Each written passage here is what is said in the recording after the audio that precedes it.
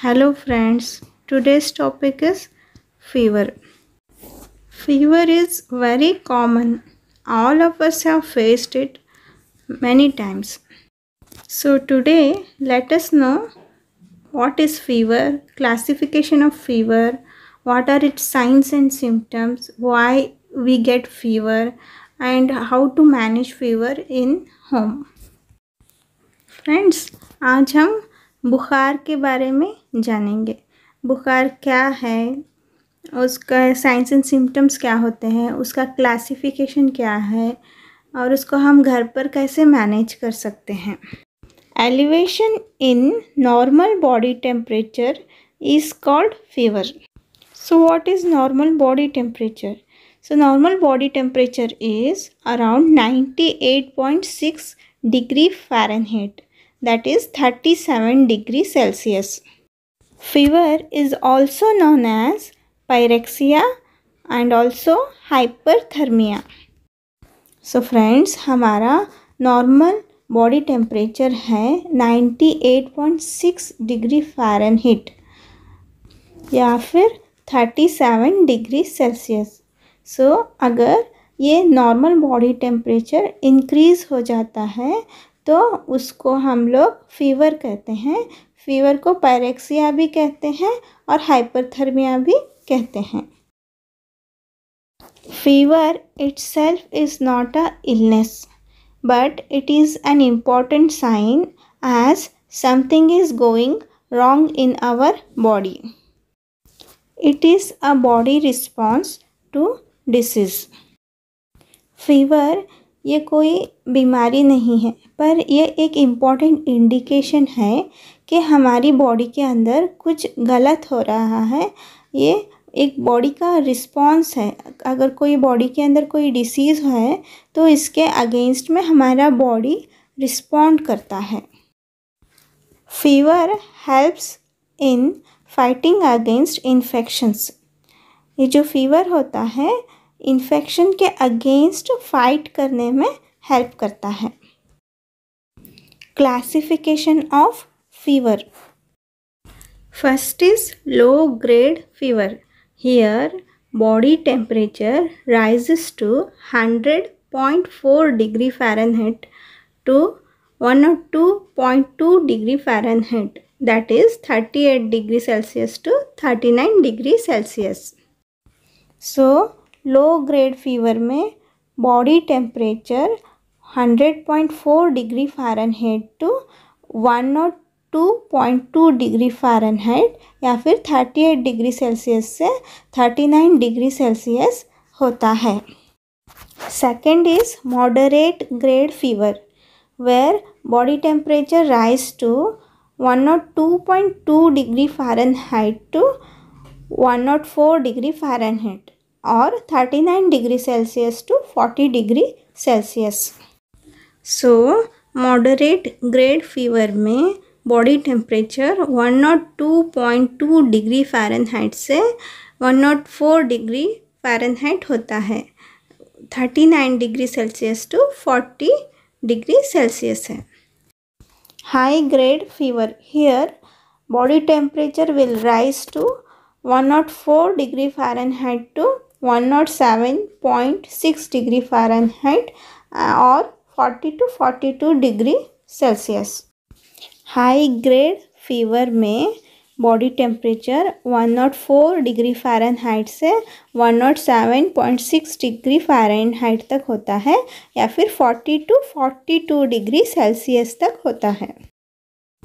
Rise in body temperature above 107.6 degree Fahrenheit और 42 degree Celsius can cause tissue damage and this condition is called as hyperpyrexia.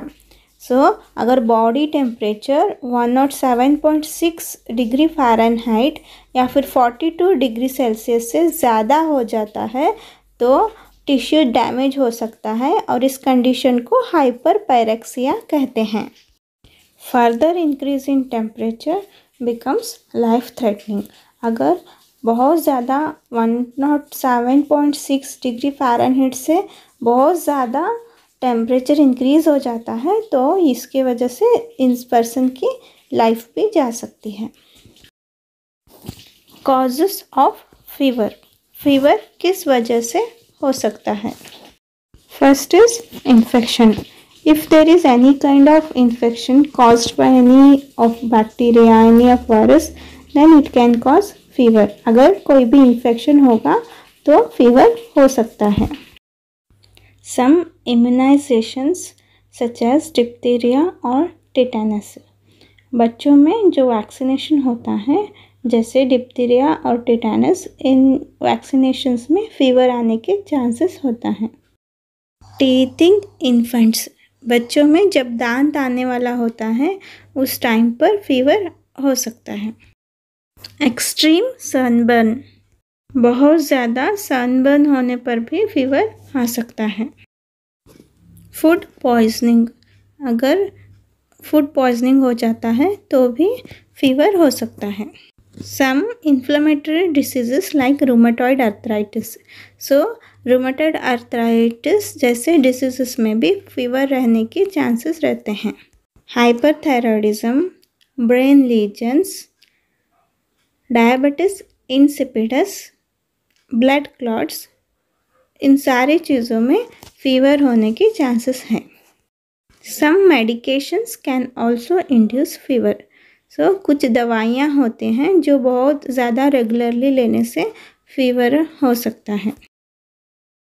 Now let us know about science and symptoms of fever. Headache, sir में दर्द होना, sweating, पसीना होना, chills and shivering, ठंड लगना और ठंड लग के कांपने लगते हैं। मसल पेन, मतलब मांसपेशी में दर्द होने लगता है। डिहाइड्रेशन, मतलब बॉडी को पानी की कमी हो जाती है। लॉस ऑफ एपेटाइट, मतलब भूख नहीं लगती। वीकनेस, मतलब पर्सन बहुत ज़्यादा थक जाता है, उससे कोई भी काम नहीं हो पाता, वो खड़ा भी नहीं हो पाता। If person goes into hyperpyrexia, then he will be having confusion, hallucination, irritability and convulsions. अगर पर्सन को हाइपरपायरेक्सिया हो जाता है तो उसकी दिमागी हालत ठीक नहीं रहती है, वो बहुत ज़्यादा इरिटेबल हो जाता है, उसके अंदर बहुत ज़्यादा कन्फ्यूजन रहता है और हेलुसिनेशंस रहता है। हेलुसिनेशन मतलब एग्जाम्पल है, रस्सी को देखेगा और कहेगा कि सांप देख रहा है, सो इसको हेलुसिनेशन कहते हैं। और वो बहुत ज़्यादा इरिटेबल रहेगा और उसको कन्वल्शंस भी हो सकता है, मतलब उसको दौरा पड़ सकता है। So now coming to management. So how to treat fever at home. A low-grade fever with no symptoms doesn't require any treatment. Drinking fluid and resting in bed are usually enough. And take lukewarm water bath and wear lightweight clothing. अगर लो grade fever होगा और कोई भी symptoms नहीं होंगे तो कोई भी ट्रीटमेंट की ज़रूरत नहीं है, बहुत ज़्यादा पानी पीना पड़ेगा और बेड में रेस्ट करने से ठीक हो जाएगा। और गुनगुने पानी से नहाना है और लाइट वेट कपड़ा पहनना है। So when we should consult a doctor. So it is a medical emergency if a patient has symptoms like confusion, inability to walk, chest pain, trouble in breathing, seizures और hallucination। अगर patient को confusion है, वो चल नहीं पा रहा है, उसके चेस्ट में पेन है और सांस ठीक से नहीं ले पा रहा है और उसको दौरा पड़ रहा है या फिर कोई हेलुसिनेशन है, तो ये एक मेडिकल इमरजेंसी है। इसमें जल्दी से जल्दी डॉक्टर के पास पेशेंट को ले जाना है। Then doctor will go for diagnosis. He may advise you for blood test और urine test. Then he will come to know the cause of fever and he will treat the cause.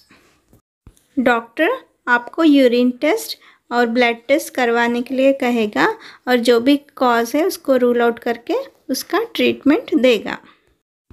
So thanks for watching.